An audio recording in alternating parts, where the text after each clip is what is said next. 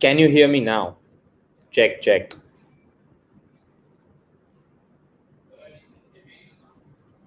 Can you hear me now? Okay. Check, check. I should be audible now. Okay, perfect. It was actually my fault, given I was on mute. But yeah, okay, perfect. Three of my supporters are saying yes, but okay. Okay, the live is not exactly live, so I'm behind by a few minutes, few seconds. My bad. Even my brain is slow today. So yeah, just pardon that. I'm gonna be checking the live chat on the side as well. Okay, let's start with our first story. So first of all, I don't have anyone else to present the stuff today. It's just me YOLOing it. Okay, so make sure you guys are active in the chat. And give me a second. My internet is giving me trouble today. Okay, perfect. Cool. Now let's move on to our first story. And our first story today is a spicy one. And by spicy, I mean very, very normal story. And it is, yeah, one man army. What can we do? Let me see if I can also try to share my face along if possible. Hopefully. Okay, perfect. Okay, so hopefully you guys should be able to see my face. And let's just, yeah, JTBL Wi-Fi giving us trouble. And it's actually VI that I'm using right now, but let's not get into that. Anyways, so guys, iPhone 15 was released before a few days, and there was this really bad security fix that was needed. So yeah, they apparently the new patch is available. If some of you are using an iPhone, this is the time that you update your iPhone. Usually iPhone people don't update their phone as often because due to storage concerns, but this is an important fix. Make sure you update. Okay, any other people using Mac such as myself, Mac OS 12 Monterey is also coming up on 25th of October, and it's going to be a really good update, so I would suggest update that as well. Moving on to the next story. VPN service agrees to block BitTorrent and keep logs to settle privacy lawsuit. So VPN.ht is basically it's a VPN company, and they have decided, so just because they don't get into trouble, they have decided that they will keep logs as in they will keep a log of every single person joining their service. So if I am using this said VPN, they will have a log of every single website that I visit, which is obviously not good. A lot of people did just use VPN to circumvent censorship, right? They use VPN to stay secure, to stay private, but in fact they are actually putting up logs. They also are gonna block all the BitTorrent traffic. Now remember guys, torrenting is not bad. Piracy is bad. Torrenting is not bad at all. Okay, torrenting is actually very useful, and these people, they're gonna block the entire BitTorrent traffic just to make sure that people do not pirate content. So if you're a user of VPN.ht for some reason, don't use them. Okay, get a better VPN like Proton VPN or something. Mulvad is really good. Windscribe is really good. They are privacy respecting people. So yeah, get a VPN which actually respects your privacy. Okay, moving to the next story, talking about Proton. The Proton company, which is Proton Mail, Proton VPN, all that stuff, they're launching up a new bug bounty program. Now, a bug bounty program is a very simple thing. What it basically means, it means that if you find a bug and if you report the bug properly, they will actually give you money for that. Okay, so yeah, that's what a bug bounty program is, and they are just partnering up with the Switzerland Bug Bounty Program, and that's basically the entire article. Okay, so now it will include the expertise areas are finding vulnerabilities in mail and communication systems, compromising encryption techniques, compromising backend APIs, hacking mobile applications, be it Windows, Linux, or Apple systems, and researching VPN technology. Okay, so now you will be rewarded for finding vulnerabilities in these areas. Okay, now vulnerabilities, what kind of them? So all the vulnerabilities that will compromise a Proton user's personal data. Now personal data could be email, phone number, personal name, backup emails, all that stuff. Compromising Proton's encryption, be it password leaks, private keys, all those keys that you actually need to move through that. The ability to demonstrate unauthorized access to customer data, such as email and calendar. Okay, some people have public Google calendars as well. Demonstrating EOP, sensitive information disclosure, or available vulnerabilities in Proton products. So if you find any other vulnerabilities, that's fine. Compromising Proton API or server infrastructure, which is basically the backend database stuff, and demonstrating the ability to compromise applications running on mobile devices, Windows, Linux, and Apple stuff.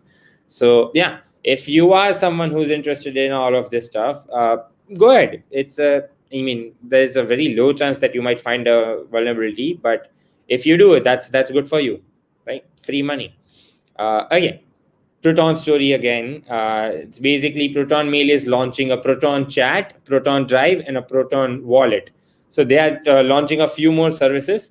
So they are kind of becoming an ecosystem of their own, just like Google has an ecosystem of Google Drive, Google Chat, Google Wallet. Google Wallet is technically GPay. So the same way Proton Mail is making up their entire ecosystem, and they started with VPN, moved to Mail. Now they have Chat, Calendar, Wallet, and Drive. Okay, so basically, if you are looking for a privacy respecting ecosystem, I would suggest go for Proton. Just get a Proton Mail email address.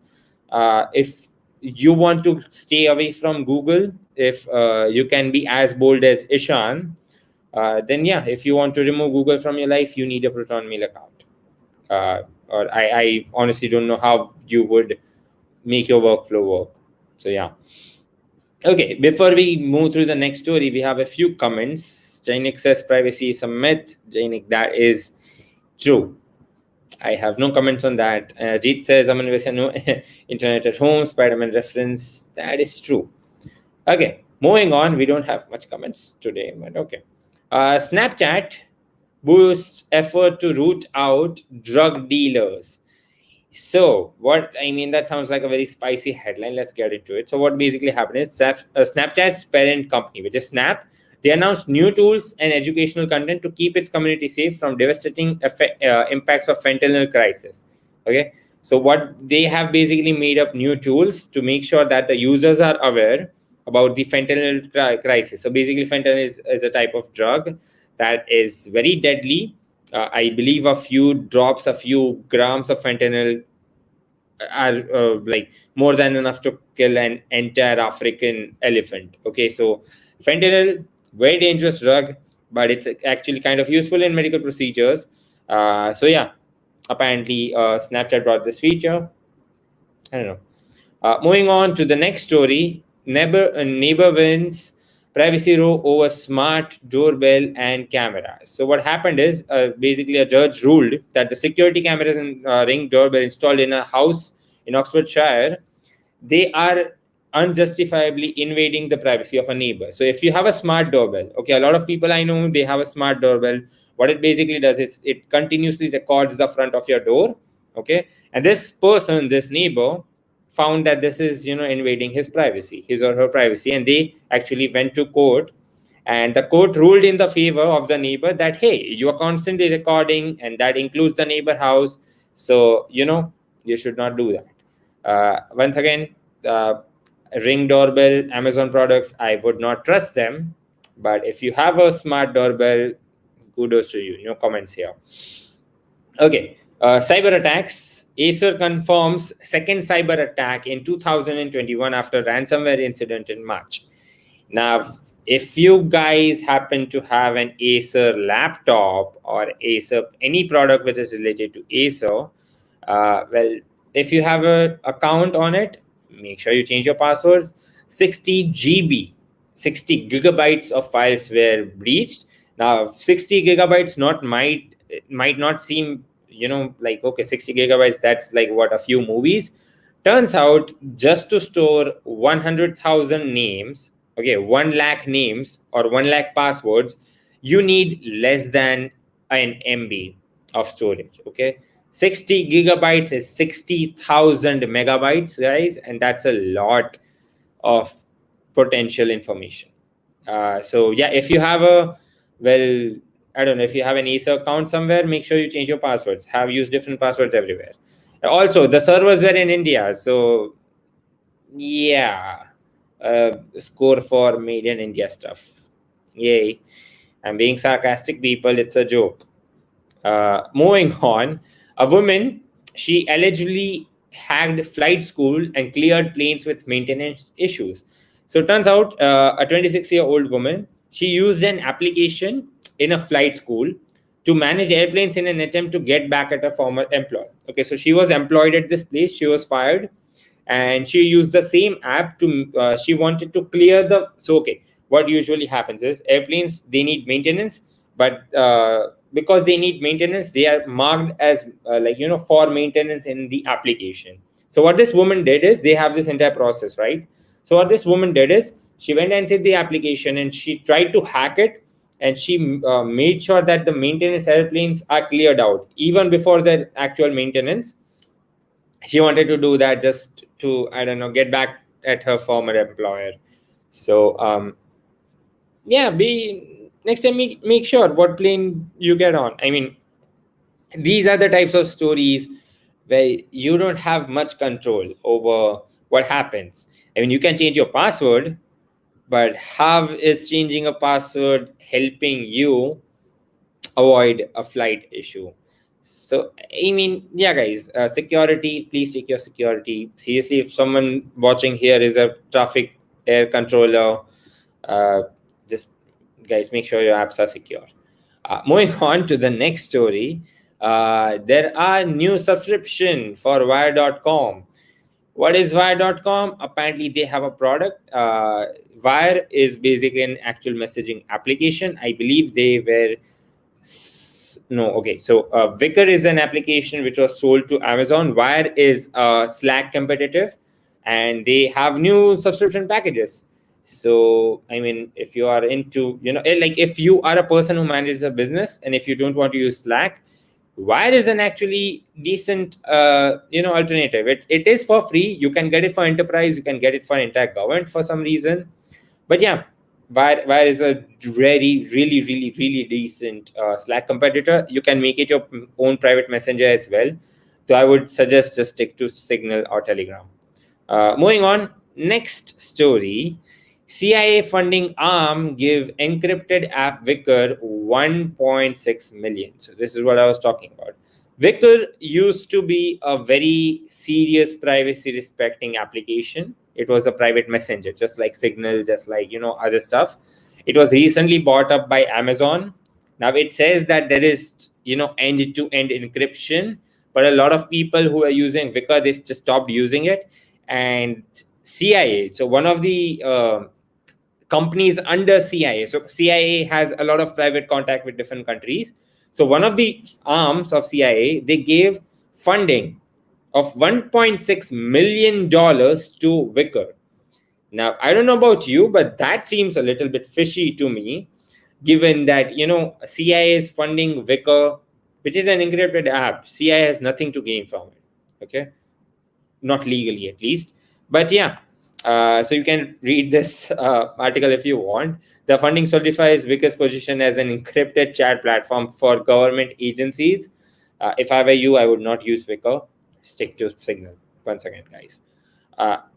Next story is, there is a new release for Proton VPN, the newest app. It has now support for Wirecard. So before, Proton VPN used to use the OpenBSD standard. Now, if you don't know what that is, that's completely fine. But now there is a WireGuard standard, and WireGuard is actually a very high-speed VPN protocol. It does not change your VPN speed, but it changes your ping speed, if that makes sense. So yeah, also there's some people, okay, we'll get into this later, but let's just finish one more story. Okay, OpenBSD has released a new version, which is version 70. Now, if you're wondering, it's actually 7.0. I don't know why I said 70, but if you're wondering what OpenBSD is, the same way there's Windows, the same way there's Mac OS, the same way there's Android, iOS, Fire OS, all that stuff, even Linux. OpenBSD is a system. It's an OS system. You can use it as your building architecture. It's really good for privacy and security as well, because you can build up on it if you wish to. So it's a really great privacy alternative to Linux systems. Okay, Linux is not a single system. I'll remind you guys once again. Linux is a category of different systems. The same way Windows is a category of Windows 7, XP 8, 8.1, 10, 11, all that stuff. Same way Linux has a category. Mac OS, which would be 9, 10, 10.1, 11, Monterey, High Sierra, Big Sur, all that stuff. It's a category. Same way Linux has a lot of different OSs. OpenBSD is the same way. Okay, moving on to the next story is now there is... okay, so there's a new release for Ubuntu as well. Ubuntu, once again, is a flavor of Linux. Do not confuse it with an entire OS. There's a new version. There's now long-term support for 21.10.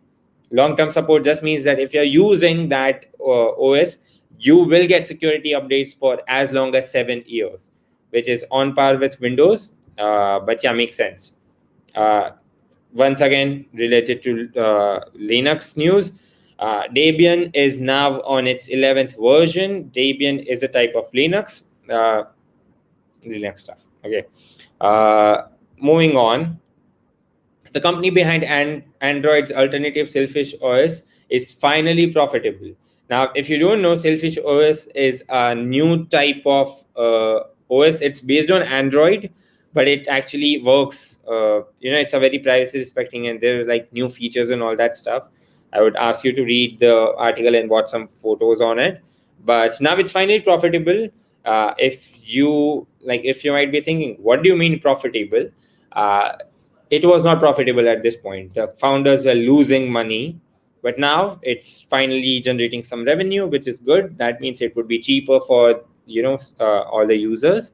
But yeah, and give me a second. It seems like I seem to have forgotten to. Okay, perfect. Okay, so I'm gonna actually disable the video. Okay, hopefully you guys can see me now. Okay, so let's talk about ping versus internet speed. Okay, now you might be thinking, hey, I have a 40 Mbps internet connection, and while you play games like PUBG or Call of Duty or something, there's a marker which says ping, right? It says ping. Now, what does that mean? So bandwidth is basically the amount of speed that you think you have, which is 40 Mbps, 30 Mbps, all that stuff. It's basically, imagine there's a pipe that is carrying water. Okay. Now, how wide the pipe is, that is the amount of bandwidth you carry. If the pipe is larger, it's like if it's physically larger, you can carry more water per second. Okay. That would be your 40 Mbps connection. Let's say your fiber connection, it's 100 Mbps. So that's the amount of bandwidth that you can send. Ping, on the other hand, is the speed which takes. So how much water is actually, how fast is water leaving from the head of the pipe, if that makes sense. So that's the ping. Okay, so when you talk about internet speeds, in fact, there's a misconception. Your 40 Mbps is not actually a speed, it's the bandwidth. It just talks about how much internet you can cram per second. Okay, and ping is the actual communications speed. Your internet speed has nothing to do with your WhatsApp messages sending or your Telegram messages sending. It's the ping. Okay, if the ping is very high, you might not be able to, it will take an actual second to even send the message. Imagine playing PUBG on 900 milliseconds of ping, which means that every action you do, every movement, it's delayed by 900 milliseconds. Okay, so 900 milliseconds to send the signal, 900 to get back, which is 1.8 seconds total. So you move your character, and then after 1.8 seconds, it moves again. Okay, so that's how ping works. So yeah, don't confuse it with bandwidth. Okay, going back to our tech news, PinePhone Pro is now available. So Pine64.organization, they have this website. They are basically a phone manufacturer. They make phones which are Linux phones. Okay, once again, it's not your typical phone. It's not gonna give you the best in class. It's not gonna give you the best application support, but it has Linux running on it. Okay, so if you are someone who's an hacking enthusiast, if you are someone who loves to tinker with stuff, this is something that you can actually go for. Okay, so yeah, you can read the specs. The specs is it's an rock chip hexa-core SoC, which is not that fast. It's running at 1.5 gigahertz. It's 4 GB of dual channel LPDDR4 RAM, which is like the new version. And they have 128 internal eMMC flash storage, which is the storage that we have on our phone usually. And it has a high fidelity 13 megapixel main camera and 5 megapixel front facing camera. Now, once again, cameras, megapixel doesn't matter. But if you would like to get this phone, you can. It's available for $399. Yeah, and it looks like a phone which is outdated. It looks like a phone from 2015. It looks like a very old phone. Like if you look at this I would not buy this. There's no way I would buy this. Okay, but it's more for people who are very paranoid about their security as opposed to people who are stylish. Moving on to the next story. Privacy fears as Moscow Metro rolls out facial recognition pay system. Okay, so now if you're in Moscow and if you're a citizen for Mother Russia, you can now pay using your face. Okay, you don't even have to pull out your phone. You don't even have to use a debit card. You don't have to use any of that stuff. You can just walk in, it scans your face, and the payment is done. Okay, they are rolling this feature out in 240 stations. Now, if you think that this is a very good feature, like imagine just walking into, let's say you are in Ahmedabad and you get into a BRTS, and imagine you don't have to pay. You just show your face and it's done. Guys, that's horrible. Okay, your face is now in the system. And if they can cut money from you just by using your face, they can recognize you as well. Face recognition is not just about comparing faces. It's just it's about what mood you are in, what how you are reacting to certain systems. Let's say they show an advertisement, right? They show an advertisement on the screen. How you react to that advertisement will decide what the next advertisement is. Like imagine if they show me an advertisement for, let's say, an Apple phone and I look happy, they know that I love Apple phones, right? They will understand that, and now I'm gonna get targeted ads. uh, it could be used for bad things as well, and it's a very dangerous step. Even in India, facial recognition is on the rollout, and I would it's a very slippery slope. There are no regulations in place. The government does not know how to handle this. In fact, it's the government doing this. There are no laws to protect us. So yeah, I'm against facial recognition. uh, okay, Electronic Frontier Foundation, EFF, amazing people. California activists sue Marin County Sheriff for illegally sharing driver's license plate data with ICE, CBE, and other out-of-state agencies. So basically, California activists, they sue this county sheriff because they actually apparently shared their driving license plate data with the other agencies. Okay, this is in fact very common, sadly. And if this even happens in India, the information is shared with other agencies who do not even have the warrant, but it just happens. Moving on to our next one is Joe Biden signs School Cybersecurity Act, which is a good thing. School students have the least amount of privacy. Like if you are working for a company, if a school gives you a laptop, or if a school asks you to install some application on your laptop, that application can monitor every single thing that you do on your laptop. Even they might be like, okay, you need to install this application because we need to take your online test. And yeah, students, they don't really have security. They are given college email addresses and they are expected to use their email addresses on their main phone or on their main device. But every information collected by that information, like email address, goes to main college or university, which is once again not good.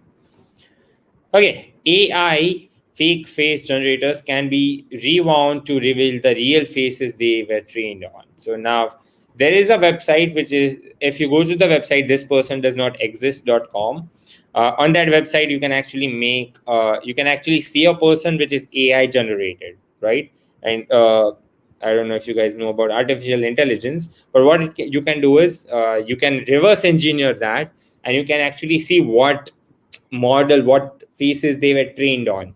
So obviously not good for privacy, but yeah.